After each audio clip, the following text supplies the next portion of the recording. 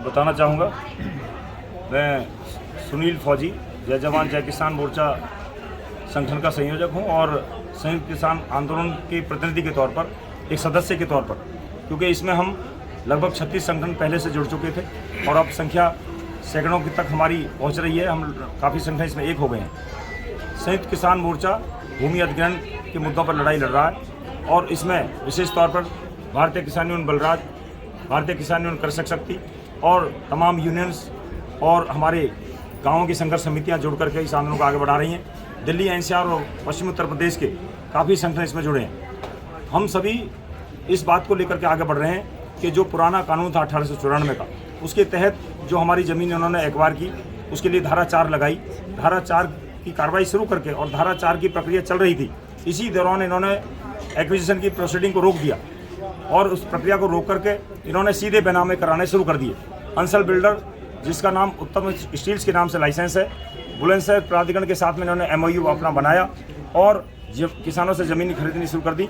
उस लाइसेंस में जो शर्त है उसके अनुसार 60% ज़मीन ये बेनामे से खरीदेंगे और 40% सरकार इनको अधिग्रहण करके देगी, जिसकी कार्रवाई इन्होंने अभी शुरू कर दी है। बुलंदशहर प्राधिकरण ने 40% जो शेष ज़मीन है, साथ साथ में जो हमारी LMC की ज़मीन थी उसका पुनर्ग्रहण रिजम्पशन जिला प्रशासन गौतम बुद्ध नगर द्वारा कर लिया गया।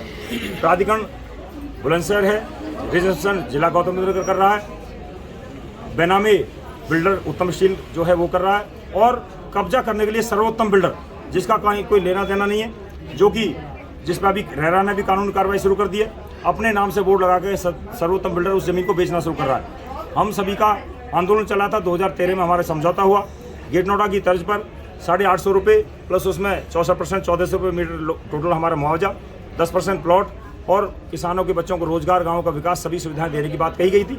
और आगे जो ज़मीन हमारी ली जाएगी वो नए कानून के तहत बाजार दर का 4 गुना मुआवजा, 20% प्लॉट, रोजगार, पुनर्वास की सभी सुविधाएं देने की बात तय हुई थी। लेकिन उस समझौते को पूरा नहीं किया जा रहा है और उसके बावजूद ये खेतों पे खड़ी फसलों को उजाड़ने का काम अभी बीच में करने लगे थे, तब हम उनको रोका है। लेकिन आज हम चेतावनी के माध्यम से यहाँ बता देना चाहते हैं, जिला कलेक्ट्रेट पर हम सभी संयुक्त मोर्चा के माध्यम से यहाँ पर आए हैं। हम सीधे तौर पर बता देना चाहते हैं सरकार को कि ये कार्रवाई बिल्कुल कब्जे की रुक जानी चाहिए, क्योंकि समझौते में स्पष्ट तौर पर लिखा है कि जब सारी शर्तें पूरी हो जाएंगी तब ये कोई निर्माण कार्य चलाएगा और किसान अवरोध उत्पन्न नहीं करेंगे।